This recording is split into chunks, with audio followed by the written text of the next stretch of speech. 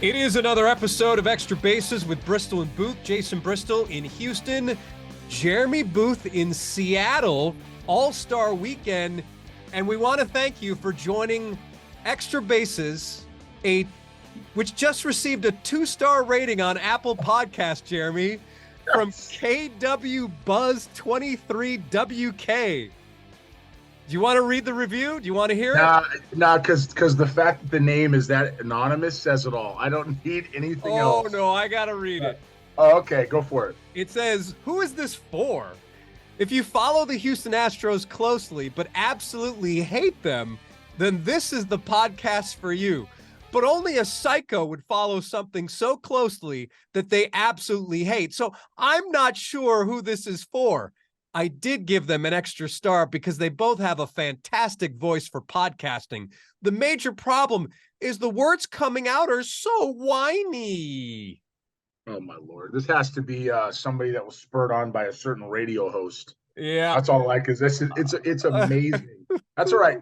We'll just keep being the amazing Kreskins, and getting stuff right and talking about how this stuff can go well and go better, and maybe being honest and direct, and they can just go. Sounds like they're the one whining, and that sounds a little whiny to me. Yeah, I don't know what to say. Whatever. I wear it like a badge of honor. I wear it like a badge of honor.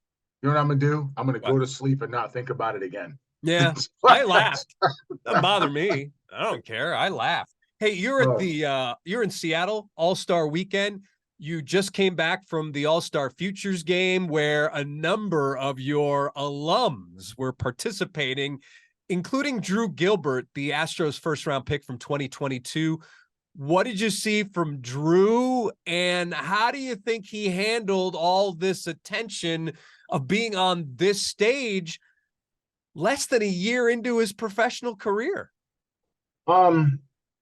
Let me start with the back part of that. Less than a year. We're in a much more accelerated game now, right? We've lost some minor league levels, and people are just moving quicker, and that's just what it is. And it's not that dissimilar to what it was I mean, you're the historian of the two of us as far as dates. Maybe 1960 they formalized the minor leagues, something like that. Maybe a little different. There's a lot of independent teams before that. As far as what we knew, a lot of that is not. It's just kind of going back to what that was, right? That said, it's faster moving, and Drew is a heck of a player and a heck of a person. And at the end of the day, what he was doing was, he's coming up here as the top prospect in the organization, understandably so, because they haven't had a lot of really big prospects in a while. I mean, Yainer Diaz was here last year, and Hunter Brown was here last year. They certainly fit, right? But Drew's got some significant impact, and he didn't do anything today to show he's not going to have it. Furthermore, he handled the crowd who booed him at introduction. Let me say that again. He handled the crowd who booed him at introduction. A guy who hasn't played a day in the big leagues, that's just with the Astros, who was drafted by no fault or preference of his own to the Houston Astros organization, was booed. More on that to come later, because it might have something to do with some perceptions around the league that a certain, I don't know, what would that say, sports team may have discussed by Timer, once. So he handled it well. He's got a great personality. He's made for the city. He's made for he hustles. He's going to compete. He's going to run into walls. He's probably going to spend some time on the, knock on wood, on the IL just because of hustle injuries, like good players do, like a Bregman or a Jim Edmonds. That's what those guys do, right? They run into walls, and all of a sudden they end up on the IL because of that. So, but man, he's a winning kid. He's a winning player, and I couldn't be prouder to be associated with him. And I do think in this particular situation, as hard as I've been on the Astros, and deservedly so with their drafting, they got this one right. Good for them. And Mick Abel, Philadelphia Phillies, who? One of their top arms. He started. He's also an alum of New Balance Future Stars series. Wow. One inning, struck out 2, gave up a hit, and then and I didn't realize this until I just saw this now. Ate a spiced grasshopper in the dugout during the Futures game. But what did you see from Mick and the other guys that you had in this game? And it must have been really good to catch up with these guys, because for the most part, you just really touch base with them via text now. Yeah. Man, so last All-Star game, All-Star weekend was in my hometown of Los Angeles. Now, obviously I haven't lived in LA in quite some time, but I grew up there. And so I was able to go see family and friends. I saw Zach Veen and Ricky Tiedemann. I was able to see Diaz and Brown up close. It was a good weekend. Um, this one was a little different all the way around for me. This is a little different all the way around. Seattle, I spent a significant amount of time here.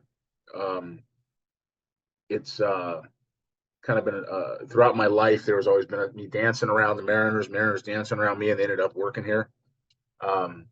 I walked back into the stadium first and foremost, and there's people here. I haven't been here in 8 years, 7 years, 8 years. And there's people that I walk back in. It's like, Jeremy, how's it going, man? We're so happy for you. Good to see you. We missed you around here. And I'm just like, like clubhouse attendants and front office people who are working on the ops side, because baseball people have all turned over, right? Saw Dave Sims, the announcer. Saw Dave Valley. Saw Mike Cameron. Was able to see guys that, Junior was here, Harold Reynolds was here. I just saw it's, I don't know, man. Something about being up here when you're a Mariner. No matter where you go, his fan base is a very classy and very devoted fan base. They haven't had a winner. They deserve a winner. This is nothing to do for anybody gets upset that I'm saying this, having to live in Houston. There's other places besides Houston that deserve winners, and this is one of them. My biggest regret was not being able to help them win here. As far as what we didn't do it collectively, which means we all lost collectively. But it was really good to be back. And then I walked in, man. This was great. I walk in, and I know I walked from my hotel to the ballpark, and I knew where. I didn't even do my GPS. I just put my headphones on, man. I was rolling, and I knew right where I was going, which was really cool because I hadn't done it in so long. So I was doing it from memory. And I get there, and I walk in, I walk up, get my badge, and I walk downstairs, go to the field. I know right where I'm going. No one's telling me anything. And as I'm walking by the Diamond Club, this is where the players are having their meeting, And as I'm walking by, here comes Kyron Paris, Drew Gilbert, Tink Hence, and Tyler Soderstrom all come up, man. And it's hugs, and it's some laughter. It's, hey, man, what's up? How's it going? I'm going to feel like a proud dad. I don't know how else to put it, man. It feels like, it's like, because I didn't sign these guys with these clubs, but I put certainly 3 of the 4, and Soderstrom too, before anybody else figured out who he was, on that platform, and they made the most of it. And my job in their life was to give them some mentorship, still there, keep those relationships. We all refer to each other as part of a big family. Abel and Paris and Gilbert were all in the 2018 event. Abel was in the 2019 event. So Soderstrom, before he got burnt out with USA, he was in that one. And I feel like I keep missing somebody. Hence was in 2019. So it was good to see that.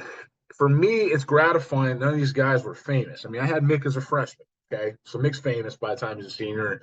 Tyler's a first rounder. KP was a second rounder. Gilbert was a first rounder out of college. And Hence, I think, was a comp round or second round pick by St. Louis out of high school. But man, Mick came out just bringing it. 99, it was fire. I talked to him before the game. I said, man, I want to stay out of your way. I want to get you working. He goes, nah, man, let's talk. Because it's like you help these kids grow up, and I stay out of their way when they play, because I don't want to be the guy that's on top of them while they're earning their careers. What I want to be for them, when they need me, they can find me. When they're not going well or they're hurt, I'll check in to see how they're doing. Anybody can front run with these guys. That's not my role. My role is to, if anything, is to be a resource, is to give them a feeling of comfort. Grayson Rodriguez, same way. Zach Veen, the same way. Dylan Cruz, the same way.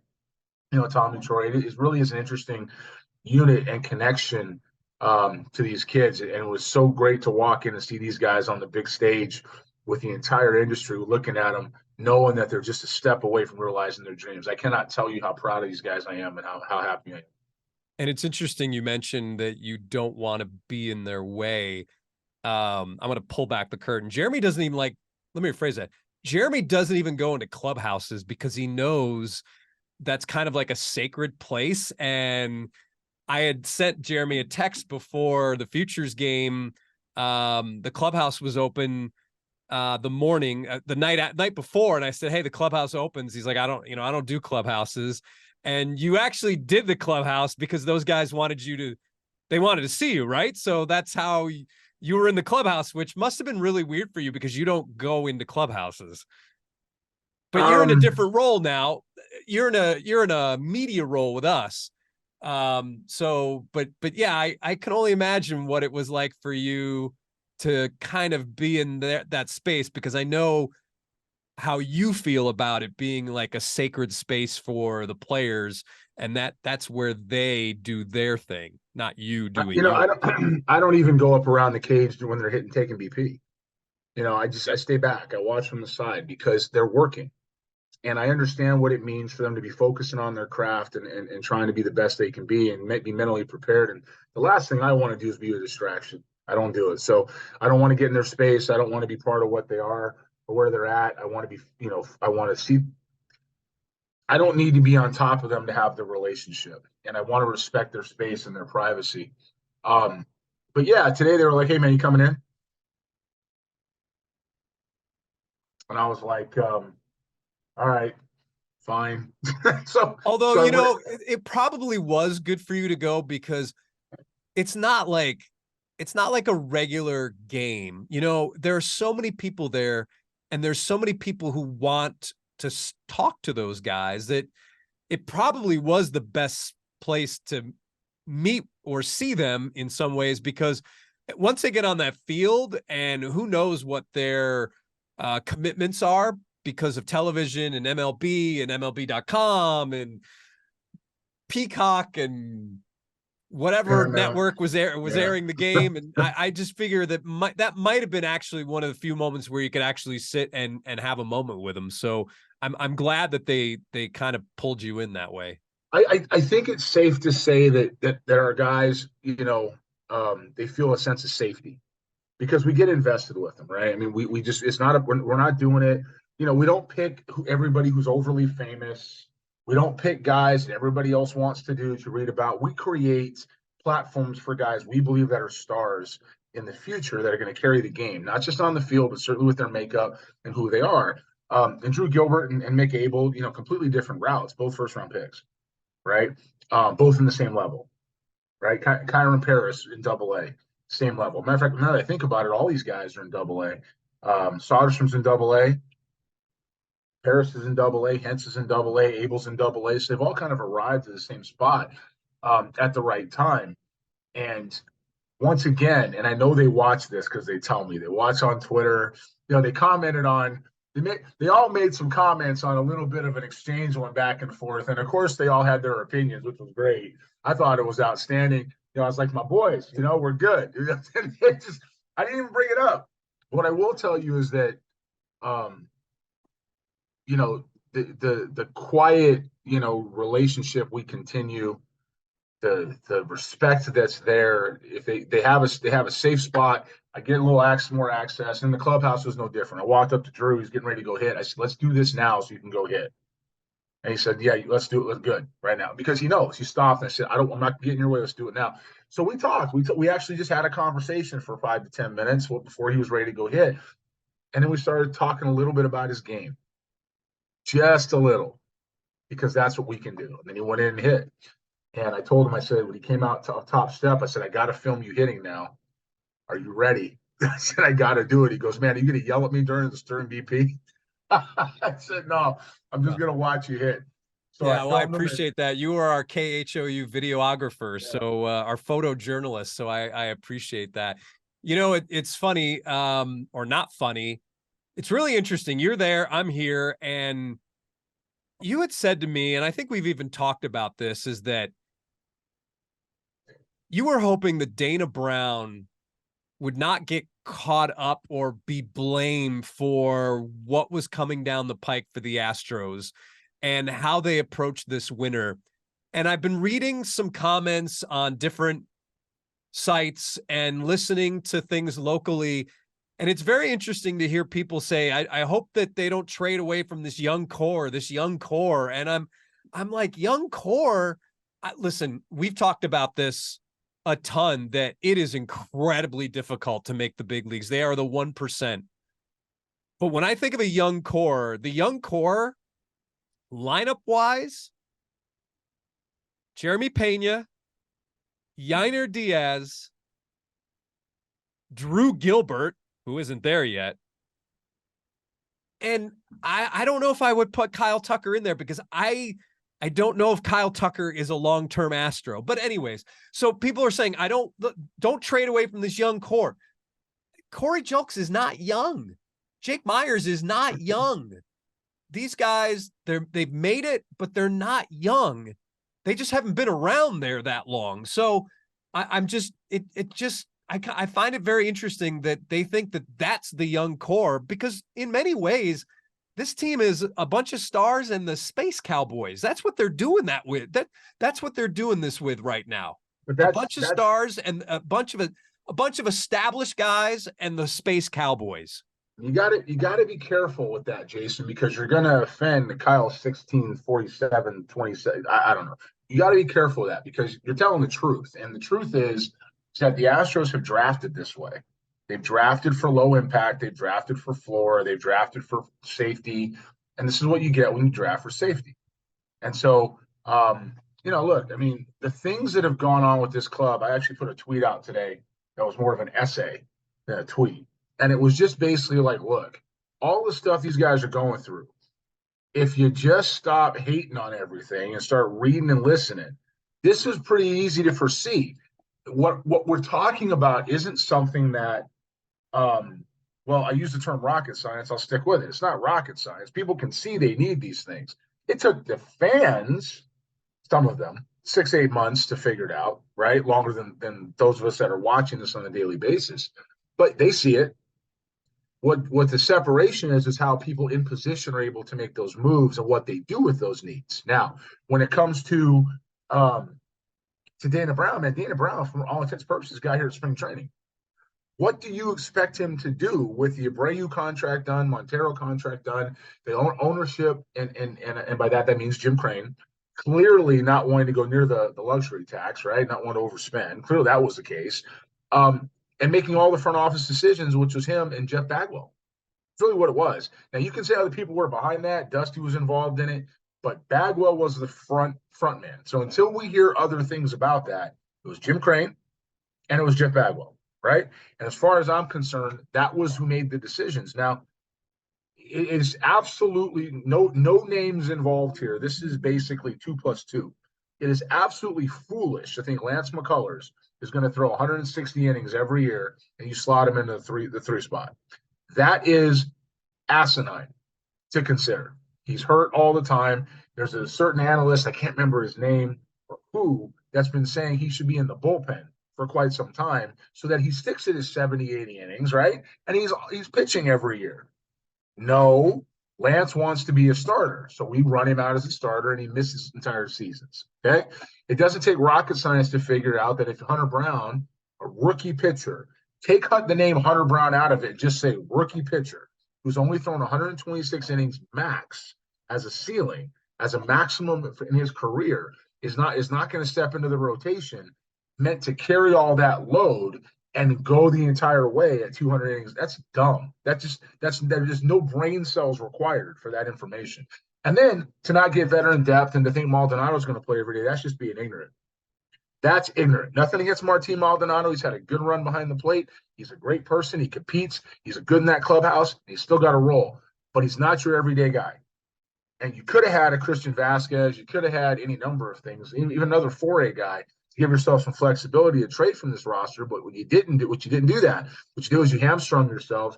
And then, probably the most, you can say what we want about Abreu. We'll leave Abreu alone because I still think he's going to hit when it comes, and he has swung the bat better a lot, recently, right? But Montero, At the time, we just said it was the going rate. You can go back and find the clip. Hey, maybe that's the going rate costing you a business. But when you look at his career, it's not bright at all to spend that much money on a reliever who's had one good year. No point in my mind in beating people up over it at the time. It's just what they decided to do. But if you're asking me, I think everybody would say $13.5 million for what? For 3 years, right? So I think you're looking at the results of something that most people could have seen. The Astros just chose not to. They went a different direction, and it certainly isn't Dana's fault. Dana's got to try to get some better players in here in the system. He's gonna have to try to build from within and start all over. And the Astros have to find a way to stay healthy and get some arms in here. That's what they have to do.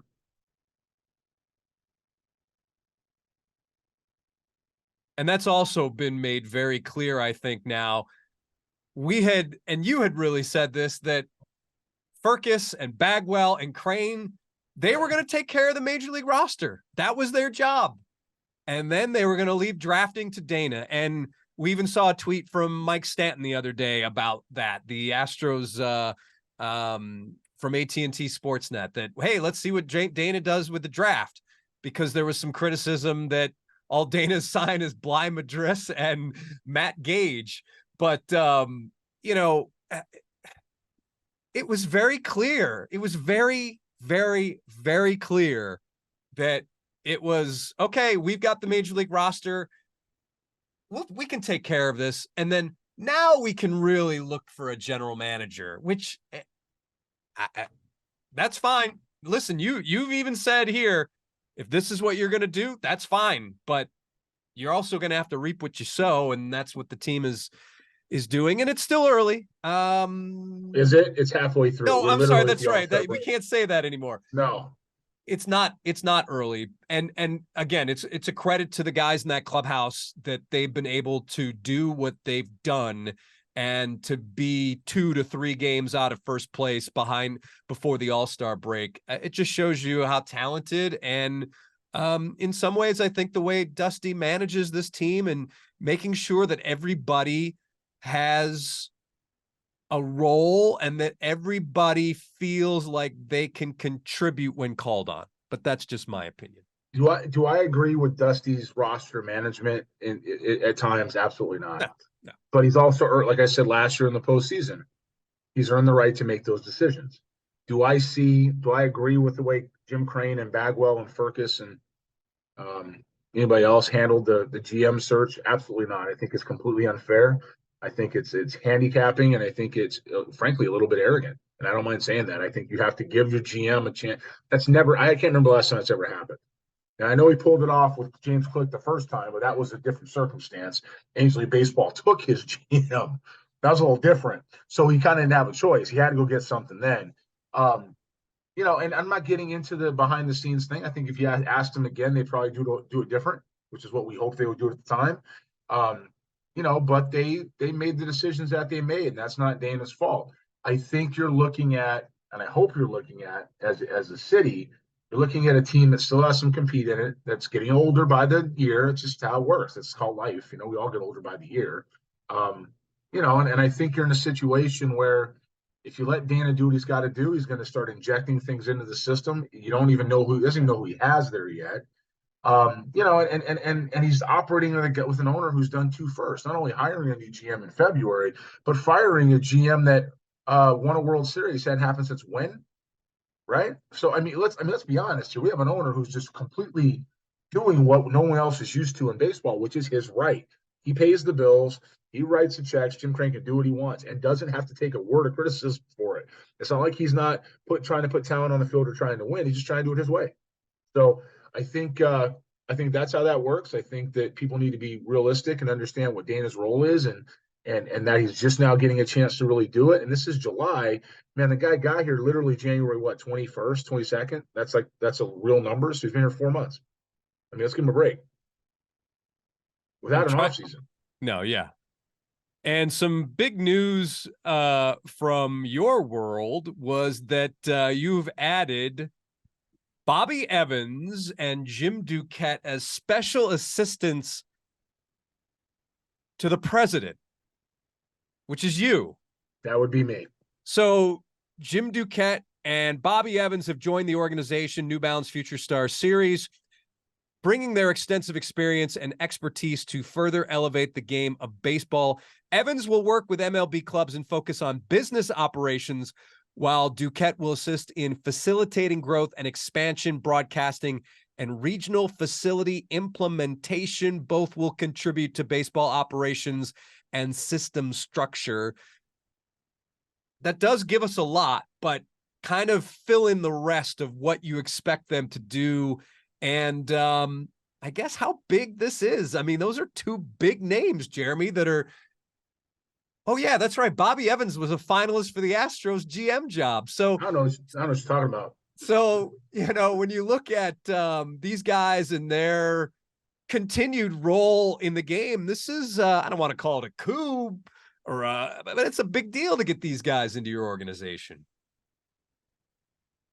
I've been struggling with this because I knew we were going to talk about it, because we should, because it's made news across baseball, across the industry. And anytime you add, people with that type of track record and resume, that's what it's going to do. But I added 2 of them, and that's pretty good. I saw Michael Hill today as well, by the way.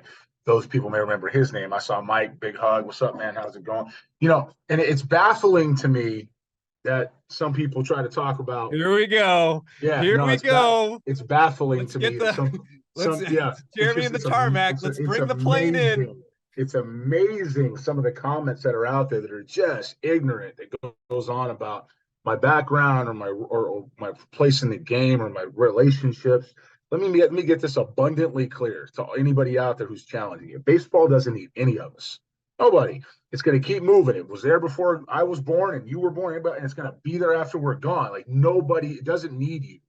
It's going to keep moving. All you can do is be as good at it as you want. And not everybody has the same level of expertise or same level of clearance. You don't get to stay in a Holiday Inn Express and all of a sudden become an expert. Okay. And I've earned my life, and I've earned my background, my credibility. I've earned it. I'll stand on my record and resume until the day I go into the ground. And that's okay. I'm here in Seattle, in a place I used to work, a place that I left. Mutually would be a fair way to say it. I was going to go back and do the role, and they said, okay, then we're not going to have you back. It was really that simple. My general manager was leaving. I was ready to do something else, and I did. I went and did something else.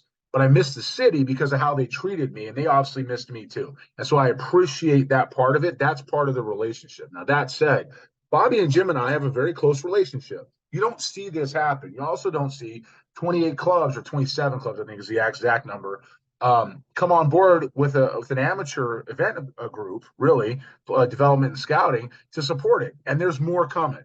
If you don't think that something's building here, you ain't paying attention. If you don't think there's people lining up with this type of pedigree to go make an impact in the game today in scouting and development, you're not paying attention. And if you don't think you think I can't evaluate, that's your right. But I got 5 guys in the futures game. What do you got? Okay. So when it comes down to what we're talking about here and things that could go a certain direction, to have these type of guys as people, to have these type of guys as guides, to have these type of guys as baseball men to help me understand, even become better as a leader, as an executive, as somebody who's building something globally in different entities. These type of people, that's what you're looking for. You're looking for people who can make you better, that do things that you don't do. And you know what? Is there going to be some overlap? Yeah. But I trust Jimmy with my life. I trust Bobby with my life. We've had a long relationship. Absolutely, Bobby was involved in it. I may or may not have dropped a while ago that I had some insight into some of the candidates that were there. I told you I knew Michael Hill, and I told you I knew Bobby Evans. I just didn't tell anybody how well. Okay. And that's not anybody else's concern. But Bobby's here now. We're ecstatic to have him. And Jim is phenomenal, and it's great to have them and the people that are coming behind them to join this organization, help us all be better. All right, everybody, that is another Extra Bases podcast with Bristol and Booth. What a way to end it. The draft, what we will do is we will do Jeremy's yearly review of the draft. Last year went a lot more smoothly than past years. Seth Beer. And we'll see how we'll get Jeremy's gut reaction following the was it 3-day affair now? 3 days? Yeah. Anybody how's Noah Naylor doing? Anybody checked in that Yeah, recently? I saw him do something on Twitter. That play, man, from was it a pitch out? No, he was moving and the guy missed the pitch out, Oh, threw it that's over the right. plate, and he caught it and kind of spun and threw a strike to second base. And he's also driving the ball to left field. And when Bo does that, watch out. Okay, watch out. What would you rather have? The middle of the diamond defender with all-star upside, or the historic run-producing one-trick pony Jeremy Giambi? Which one do you want?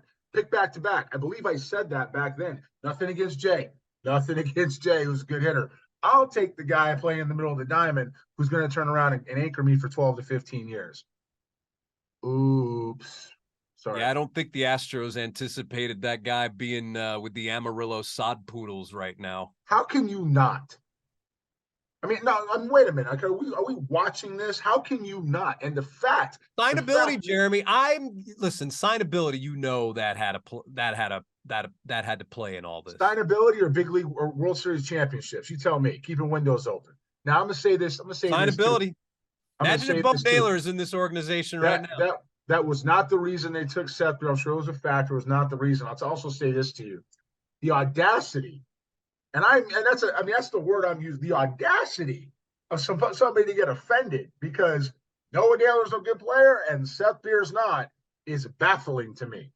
I mean?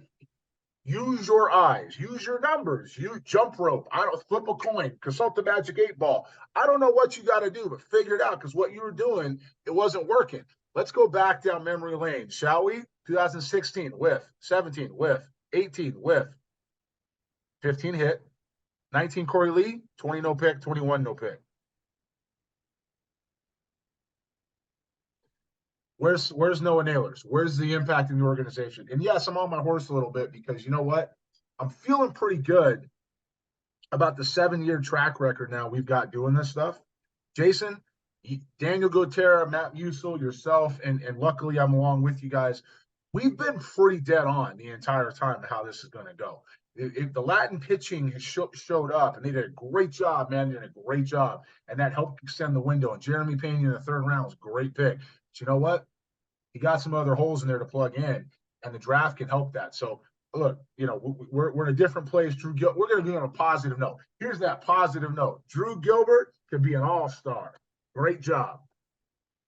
All right, everybody, make sure to leave your reviews, good, bad, or indifferent, for the whiny Jeremy Booth and the whiny Jason Bristol. Thanks, everybody, for listening to another Extra Bases podcast. Inside the mind of a scout.